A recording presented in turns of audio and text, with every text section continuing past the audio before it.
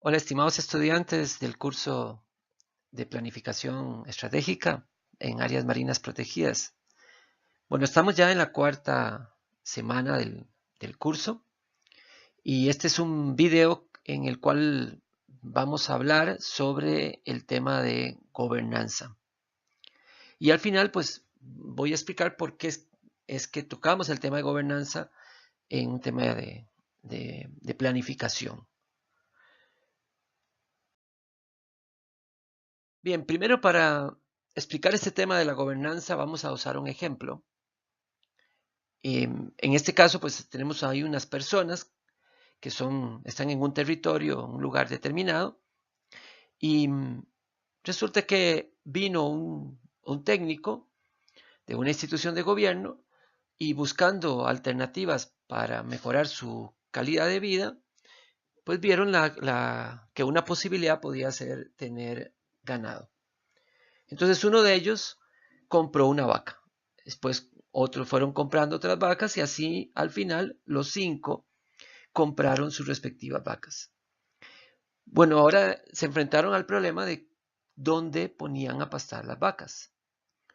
Y resulta que descubrieron que había un territorio común.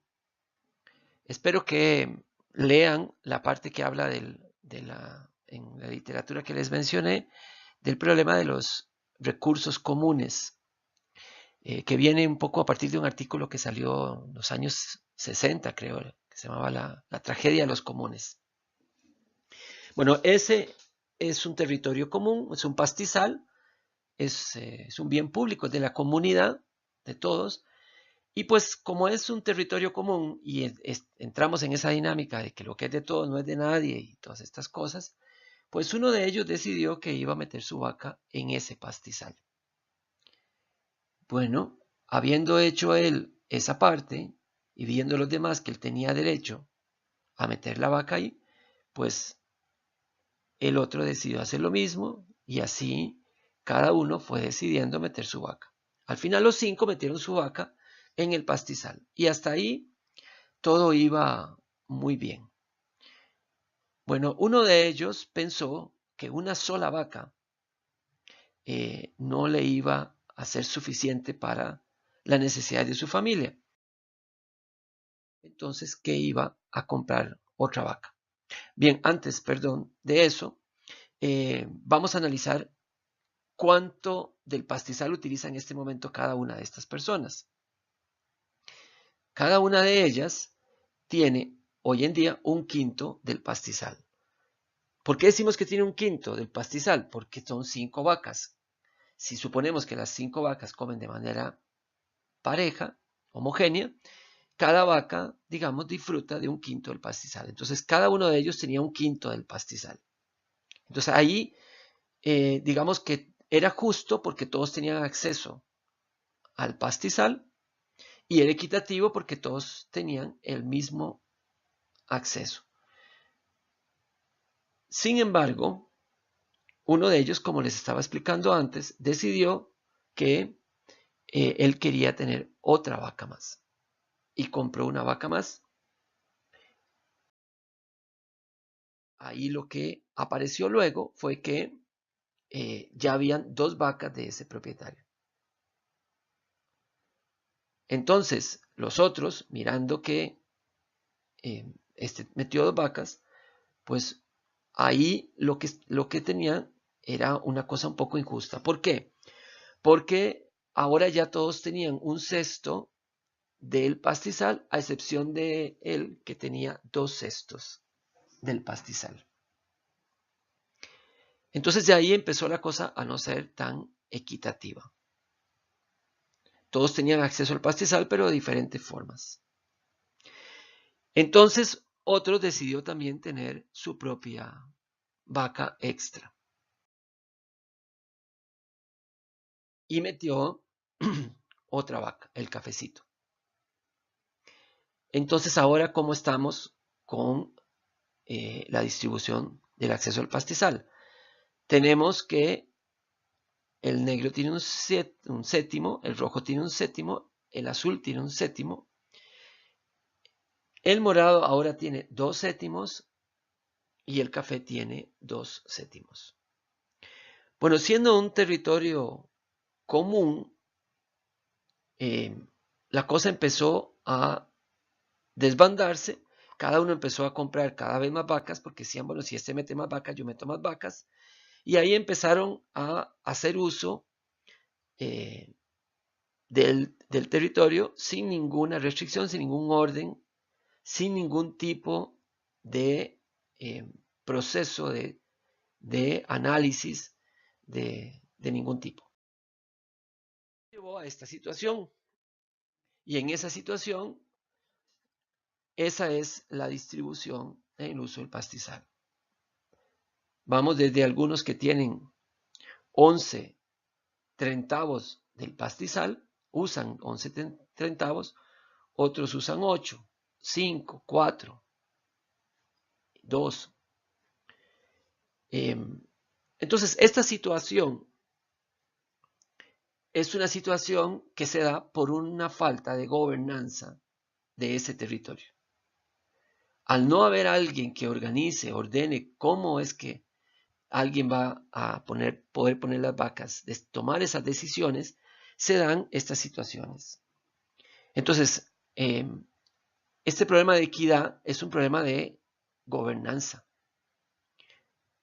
por la manera en que se da el acceso a los recursos. Ahora, si esto fuera un área protegida, tenemos una situación similar en términos de quién toma decisiones para restringir, permitir o no permitir cosas como, bueno, quién decide si ahí se van a poder haber poblaciones, si ahí va a poder vivir gente o no va a poder vivir gente, si ahí se va a poder tener actividades submarinas o de natación. ¿Quién decide si ahí se puede o no se puede acampar? ¿Se podrá tomar fotografías o no? La gente podrá bañarse, estar disfrutando en la playa del lugar. Pues se podrá hacer o no se podrá hacer investigación, quién, cómo, dónde. Podrán haber actividades industriales ahí como pesca industrial o alguna otra actividad como minería, hidrocarburos. Se podrá permitir actividades extractivas como la pesca. ¿Quién decide qué es lo que va a estar protegido y qué es lo que no va a estar protegido en ese lugar? ¿Quién va a planificar esa área? ¿Quién va a pensar esa área? ¿Quién va a definir el norte de esa área? ¿Para dónde vamos? ¿Cómo se van a desarrollar las acciones en el lugar? ¿Quién va a ejercer la autoridad ahí? ¿Quién va a impartir justicia y va a decir qué es lo correcto o lo incorrecto? ¿O quién tiene razón y quién no tiene razón? ¿Quién ejerce la dirección en esa área? ¿Quién es el jefe? ¿Quién gerencia esa área? Todo ese conjunto de elementos que deben ser decididos forman parte de la gobernanza de ese territorio que aquí llamamos área marina protegida. Hay una serie de decisiones y de cosas sobre las cuales deben definirse las regulaciones, deben definirse si se van a dar o no se van a dar y cómo se van a dar.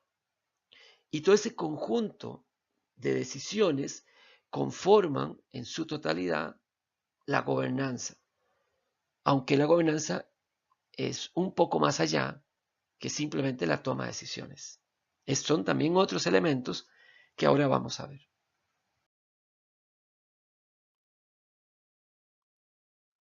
El Programa de Naciones Unidas definió en algún momento la gobernanza de la siguiente manera. Son los mecanismos, estructuras, procesos y tradiciones a través de los cuales el Estado y la sociedad civil articulan sus intereses, ejercen sus poderes, cumplen con sus obligaciones, rinden cuentas y median sus diferencias. Esto es una definición de gobernanza en términos muy generales. Por otro lado, la UICN, y eso lo van a encontrar en la literatura de lectura de esta semana, define que la gobernanza son las interacciones entre estructuras, procesos y tradiciones que determinan cómo son ejercidos el poder y las responsabilidades, cómo se toman las decisiones, y cómo tienen voz los ciudadanos y otros interesados. En términos de elementos, es más rica la definición de Naciones Unidas. Pero esta es la definición que la OICN promueve para el caso de las áreas protegidas. Entonces, la gobernanza tiene que ver con tomar decisiones y garantizar condiciones para que se tomen de manera adecuada. Tiene que ver con los procesos mediante los cuales se desarrolla y ejerce la autoridad y la responsabilidad en el transcurso del tiempo. Y esa responsabilidad tiene que ver con la transparencia y la rendición de cuentas. Se trata también de quién toma las decisiones y cómo las toma. O sea, se trata del uso adecuado y responsable del poder. ¿Con qué se relaciona entonces la gobernanza? La gobernanza se relaciona con todo eso. Tiene que ver con participación, derechos y deberes, procedimientos, alianzas con actores locales, rendición de cuentas, con la justicia social, con organizaciones, con recursos naturales limitados para los cuales entonces hay que establecer reglas de acceso, con derechos de uso en el mar, con respeto, con intereses y posiciones diferentes, culturas como visiones locales, con liderazgo, con capacidades y capacitación, con diversidad de mecanismos, porque hay muchas formas de ejercer la gobernanza, con equidad, con elementos como el consentimiento previo, libre e informado, con responsabilidad, con desconcentración, descentralización y delegación, con representatividad, legitimidad y voz de aquellos que representan, con interculturalidad, con eficiencia, sobre todo eficiencia en la aplicación de los principios de gobernanza, con adecuadas y efectivas regulaciones de uso y con un conocimiento integral e integrado entre los diferentes sistemas de saberes. Y una cosa muy importante, con intereses, posiciones, con dinamismo, con generación de beneficios, con políticas institucionales y con la interjurisdiccionalidad, algo de lo que hemos hablado mucho en este curso, con alianzas y con otras cosas más, con un eje principal que es participación. Con todo eso tiene que ver la gobernanza. Pero hay que diferenciar gobernanza de gestión, porque la gestión es aquello que hacemos y la gobernanza es lo que decidimos. Por ejemplo, los que hacen control y vigilancia están haciendo gestión, por ejemplo. Al hacer patrullajes y esas cosas, están haciendo gestión. Ahora, la gobernanza se hace en el momento en que se definen las reglas del juego. Alguien decide cuáles son las reglas del lugar y por lo tanto las reglas, las cosas que este grupo de control y vigilancia tiene que hacer respetar.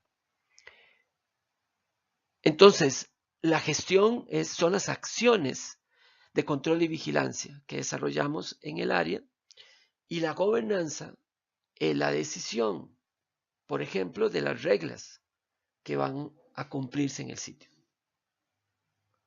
Vamos a aclarar esto un poco más en una diapositiva que viene más adelante.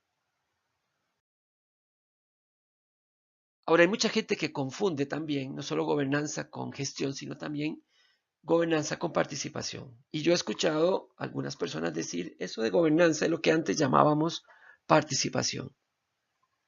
Bueno, gobernanza es un concepto superador del concepto de participación.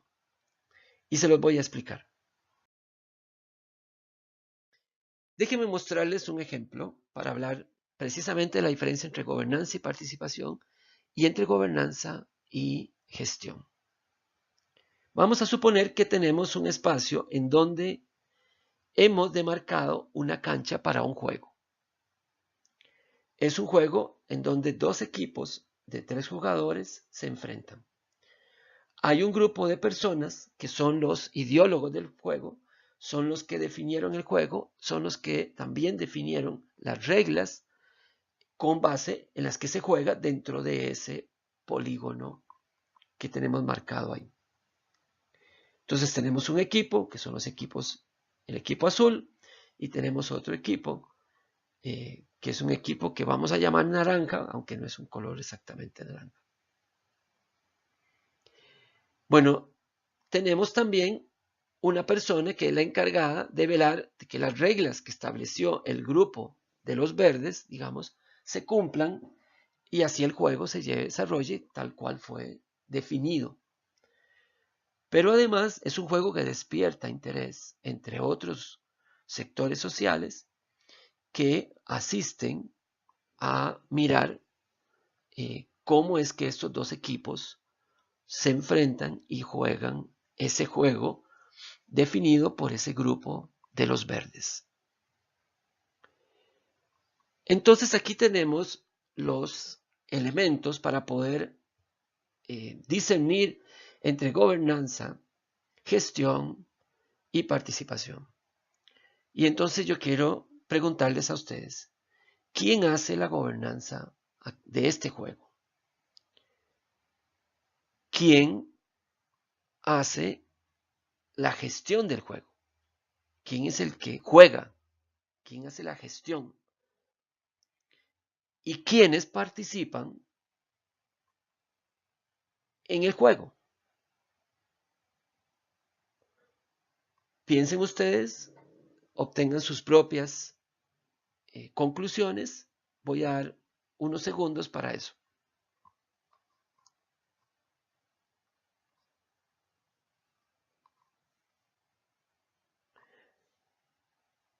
Bien, la gobernanza. ¿Quién hace la gobernanza? Correcto, la gobernanza la hacen los verdes. ¿Los verdes por qué? Porque los verdes son los que definen las reglas del juego. ¿Por qué los azules y esos supuestos colores naranja no hacen la gobernanza? Porque ellos no definen las reglas, ellos solo juegan el juego. No definen las reglas, no toman decisiones. Entonces ellos no participan en la gobernanza del juego. Sí participan todos los actores que están en verde, que son los que deciden el juego. Ahora, ¿quiénes son los que desarrollan el juego? ¿Quiénes hacen la gestión? ¿Quiénes son los que hacen las actividades? Los hacen los dos equipos, incluyendo el personaje verde que está dentro de la cancha, aunque él está dedicado a supervisar que se arreglen, se hagan, se respeten las reglas del juego. Pero todos los que están dentro de la cancha jugando, esos son los que hacen el juego, son los que implementan el juego en la práctica. Ahora, ¿quiénes participan? Bueno, realmente participan todos los muñequitos que están ahí. Unos participan a través de la gobernanza, otros participan jugando y otros participan siendo parte del grupo de espectadores que tiene sus hinchas, digamos, son hinchas de alguno de los dos equipos, se emocionan, le hacen barra a uno de los equipos.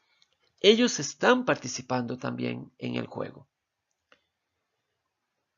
Ahora, en términos entonces de los tres conceptos que usábamos, gobernanza la hacen los verdes, la gestión la hacen los azules, los cafecitos y ese personaje verde que está en la cancha.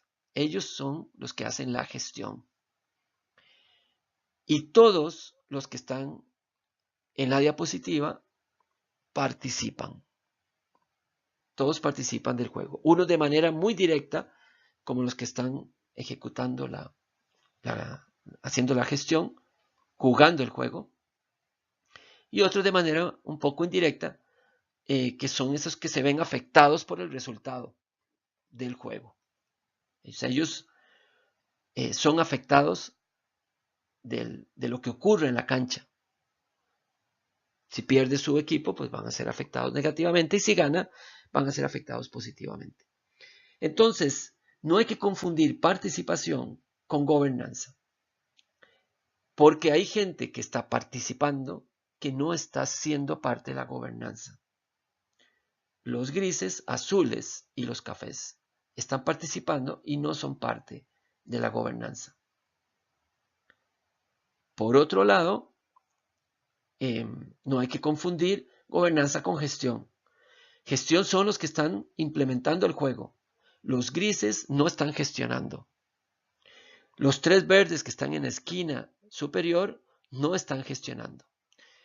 Los 6 muñequitos que están jugando, azules y cafés, y el que está haciendo la supervisión del juego, ellos están haciendo la gestión. Si esto fuera un área protegida, podríamos decir que ese polígono es el área protegida y los verdecitos son poco el gobierno, que tiene su propio representante en el lugar. Los azules y estos otros naranja son los actores locales que hacen uso de los recursos, que trabajan, que viven o intervienen o se relacionan con los recursos de manera directa dentro del área protegida. Y los grises son actores sociales que están vinculados con el área protegida y que de alguna manera son afectados con lo que ocurre en el juego. Espero que esto haya aclarado esas diferencias entre gobernanza, gestión y participación.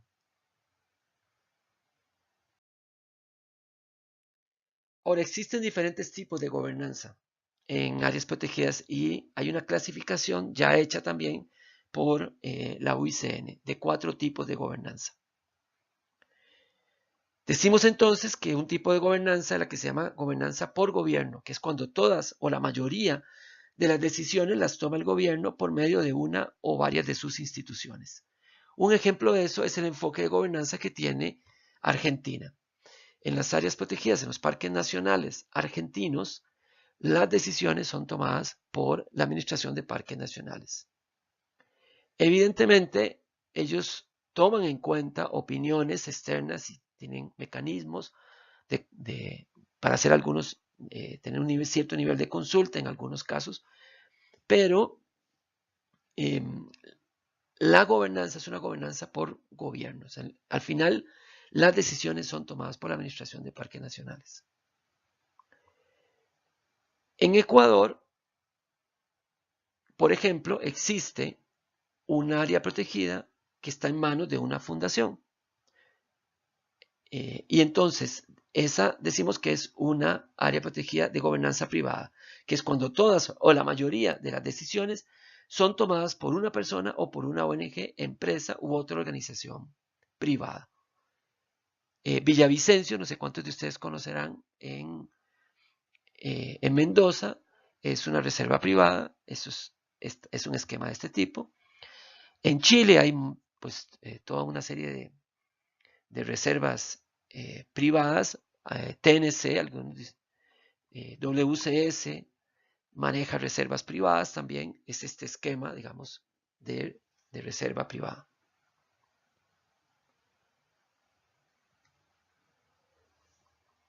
Existe otro que se llama la gobernanza compartida, que es cuando todas o la mayoría de las decisiones se toman de forma compartida entre 2 o más partes involucradas. Un caso muy emblemático es en Colombia, el caso del Parque Nacional Yaigüe-Paporis, que es un parque nacional que se traslapa con un territorio indígena y las decisiones de gestión de ese parque son tomadas de manera conjunta entre las autoridades indígenas y las autoridades del gobierno. No es que consultan, es que toman las decisiones de manera conjunta. Entonces están obligados a concertar cualquier decisión que se tome que afecte el uso del territorio. Entonces, este es un caso de muchos que hay de gobernanza compartida. Y tenemos también uno que llamamos de gobernanza local, que es cuando todas o la mayoría de las decisiones están en manos de comunidades locales, indígenas, ribereñas, de cualquier tipo que sea la comunidad. Un ejemplo de eso es un área protegida que está en la Amazonía, en el estado de Amazonas, que es manejada por una comunidad indígena. En este caso, a diferencia del caso anterior de Yaigüe, la comunidad indígena es la que toma las decisiones, no es el Estado. El Estado reconoció el área como área protegida, tiene amparo legal, jurídico, a nivel de área protegida del estado de Amazonas, pero es gobernada, entonces la gobernanza la hacen las comunidades originarias. Yo no conozco casos en Argentina y en Chile con este modelo de gobernanza por parte de comunidades locales. Entonces, este es el esquema de 4 modelos. Ninguno es mejor o peor, cada uno se adapta a situaciones particulares y por lo tanto responden, digamos, de manera eficiente si son elegidos de manera bien considerando, digamos, las circunstancias del territorio. Ahora, nos preguntamos, ¿qué cosas deberían funcionar bien para lograr una buena gobernanza? Se habla de que debe haber legitimidad y voz. Se habla de que debe haber dirección y liderazgo efectivo. Se habla de que debe haber desempeño y capacidad para hacer una buena gobernanza. Se habla de que debe haber responsabilidad y rendición de cuentas. Y también debe haber justicia y respeto a los derechos. Esos 5 elementos conforman una batería de 5 principios que la UICN ha definido y está promoviendo en el marco de lo que se llama la buena gobernanza. O sea, la buena gobernanza es el cumplimiento de básicamente de esos 5 principios ahí dichos. Esos 5 principios no salieron de la nada, están inspirados en elementos del pensamiento postmodernista actual que reconoce los derechos de las minorías, que reconoce la diversidad de saberes, que reconoce la democracia como el mejor modelo político de gobierno y que tenía una visión más sistémica, no mecanicista, del funcionamiento del planeta.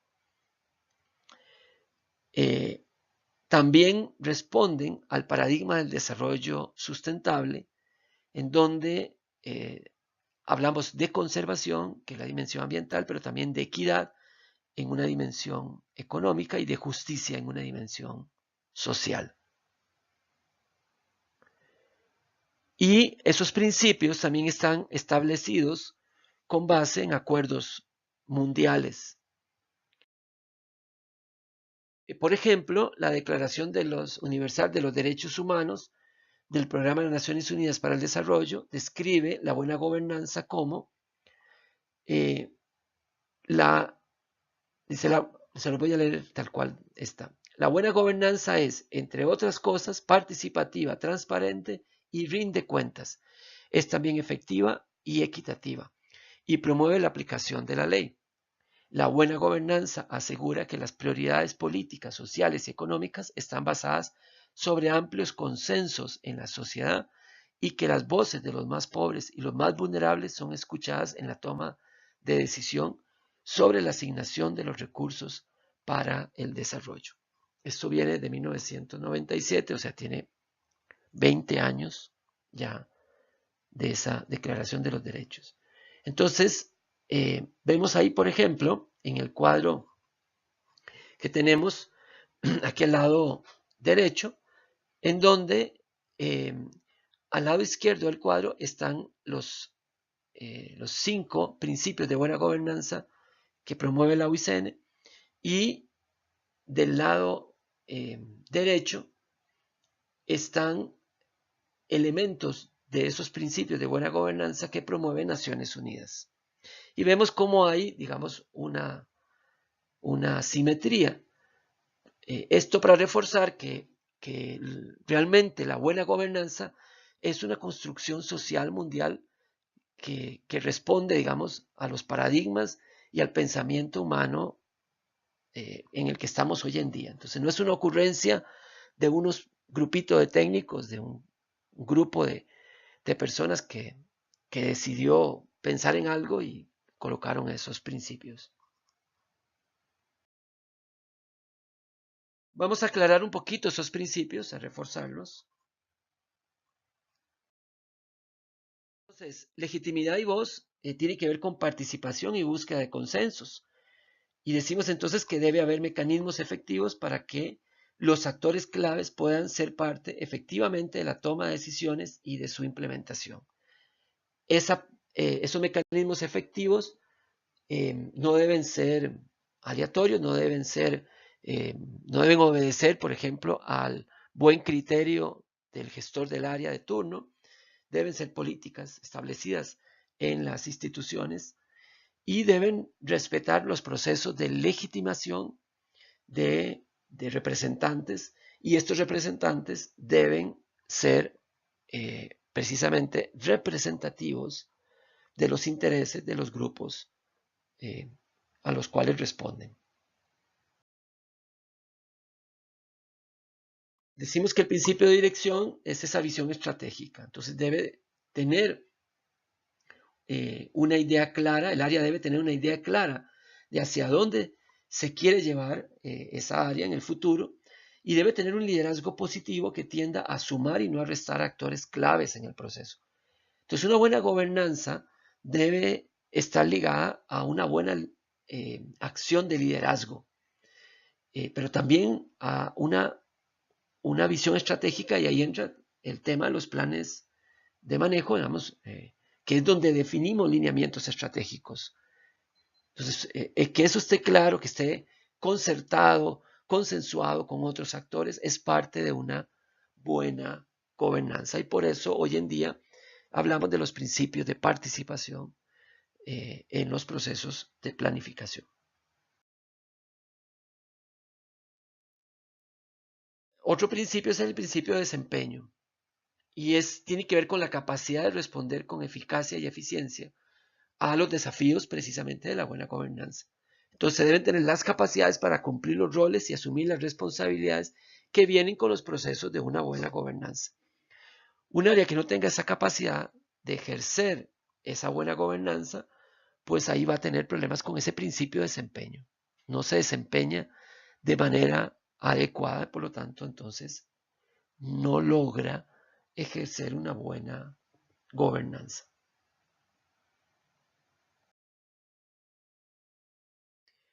Otro principio que habla de la buena gobernanza es la responsabilidad y rendición de cuentas, que tiene que ver con la transparencia y la supervisión. Entonces se debe explicar sobre lo actuado y el porqué de lo actuado y de lo no actuado. Y para eso se deben contar con procedimientos transparentes y auditados. Entonces las áreas protegidas deben tener mecanismos para auditarse y, y no estamos hablando necesariamente de auditorías eh, esquemas estructurados de esas auditorías contables, sino, por ejemplo, un esquema de evaluación de efectividad de la gestión es una auditoría de la gestión, de alguna manera.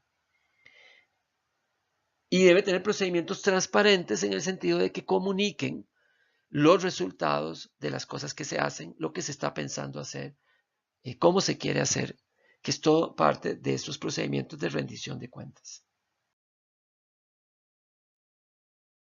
Y otro principio es el principio de justicia y derechos, que tiene que ver con la equidad en la distribución de los beneficios y, por ejemplo, la justa aplicación de la ley. Entonces debe haber una equidad en la distribución de los beneficios que genera la gestión del área, en este caso el área marina protegida, los beneficios que genera para la sociedad, otorgando acceso preferencial a las comunidades locales, que es una manera de ser equitativos, ya que las comunidades locales son las principales afectadas por la existencia de estas áreas protegidas que limita el acceso a recursos y por lo tanto pues ellas son las que deben tener prioridad en la generación de estos beneficios, en la distribución de estos beneficios, mejor dicho. Pero también implica hacer justicia con relación a los derechos y deberes de los diferentes actores vinculados. Entonces, esto tiene que ver, por ejemplo, con los derechos previos a la existencia de las áreas protegidas, los cuales deben respetarse para que podamos cumplir con este principio de justicia y de derecho. No puede haber una gobernanza en la que no se cumpla la ley, en la que no se respeten los derechos de las personas y en la que no se lleve a cabo una generación de beneficios con una perspectiva justa y equitativa. Habiendo descrito estos 5 principios de buena gobernanza, decimos también entonces que la buena gobernanza tiene relación con los procesos de planificación estratégica. La gobernanza de los procesos de planificación estratégica debe ser un reflejo de la gobernanza del área marina protegida, ya que es complicado establecer procesos participativos de planificación cuando el área mantiene una gobernanza centralizada o viceversa. Establecer procesos de participación que no sean abiertos, que no sean participativos, cuando la gobernanza del área protegida es abierta, es democrática. Entonces, un tema importante es que los procesos de planificación hoy en día están siendo usados para abrir la gobernanza, para generar espacios de participación en la gobernanza del área protegida a nivel de la definición de regulaciones, a través de la zonificación, la definición de lineamientos estratégicos, que tiene que ver con ese principio de buena dirección y otros elementos que se definen en los planes de manejo. Pero algunas veces esos procesos se abren la gestión de las áreas se abre y se vuelve muy democrática y participativa cuando hay procesos de planificación y luego, pasado el proceso de planificación, se cierra. O sea, la gente ya después no vuelve a participar de la gestión del área, no lo vuelven a tomar en cuenta. Eso está generando frustraciones, está generando problemas y no refleja entonces una armonía entre lo que son los procesos de planificación y los procesos de gobernanza de la gestión en términos generales del área. Y esto está mal. Entonces, para evitar eso, precisamente, los elementos de la buena gobernanza deben ser respetados, promovidos y diseñados en los procesos de planificación de manera que estos no tengan que ser producto de las presiones sociales. A partir de procesos de gobernanza participativos debería de establecerse cuáles van a ser los mecanismos para una gobernanza en general del área protegida participativa, que mantenga precisamente la apertura que se logró a través del proceso de planificación. Entonces, hay una relación estrecha entre el modelo de gobernanza que tiene el área protegida o el que se quiere que tenga con los procesos de planificación. Algunas veces la gobernanza del área protegida ha sido una gobernanza cerrada, poco democrática, con una visión, digamos, de gobernanza por gobierno, gobernanza centralizada, y se quiere romper con eso, y esa ruptura se quiere cambiar hacia una gobernanza más democrática, más abierta, y se utiliza el proceso de planificación, de elaboración del plan estratégico como la fórmula, la estrategia para empezar a abrirse hacia esa gobernanza. Entonces, por eso nosotros analizamos la gobernanza como parte del diagnóstico y dentro de la etapa 3, dentro del alcance, definimos el modelo de gobernanza que debería tener el área protegida. Y eso va a implicar probablemente acciones estratégicas, metas y actividades, digamos, que lleven al área hacia ese modelo de gobernanza que se está planeando. Entonces, eso se incorpora dentro del elemento, dentro del proceso de planificación. Y para hacer ese análisis usamos una herramienta que hemos diseñado en los últimos procesos, digamos, que recientemente, que le llamamos el gobernómetro. Y ustedes van a aplicar el gobernómetro dentro del sitio web del curso, del aula virtual. Van a encontrar una presentación en PowerPoint que tiene el gobernómetro, y por medio de los foros vamos a discutir tal vez es un poco, y si hay dudas cómo aplicarlo lo vamos a discutir. Y lo que hace el gobernómetro es establecer una serie de preguntas en el marco de cada uno de esos 5 principios para que ustedes hagan una rápida evaluación de la gobernanza en su área protegida e incorporen los resultados de esa evaluación a el diseño de un modelo de gobernanza que consideren más apegado a esos principios de la buena gobernanza que hemos discutido en este video. Bien, entonces espero verlos en el foro discutiendo el tema de gobernanza. Espero también que en la tarea apliquen el gobernómetro, discutan un poco ese tema y podamos avanzar un poquito hacia cómo llevar las áreas protegidas hacia un modelo de gobernanza que sea más parecido, más semejante a ese modelo de la buena gobernanza que promueve la UICN a través de esos 5 principios. Muchas gracias.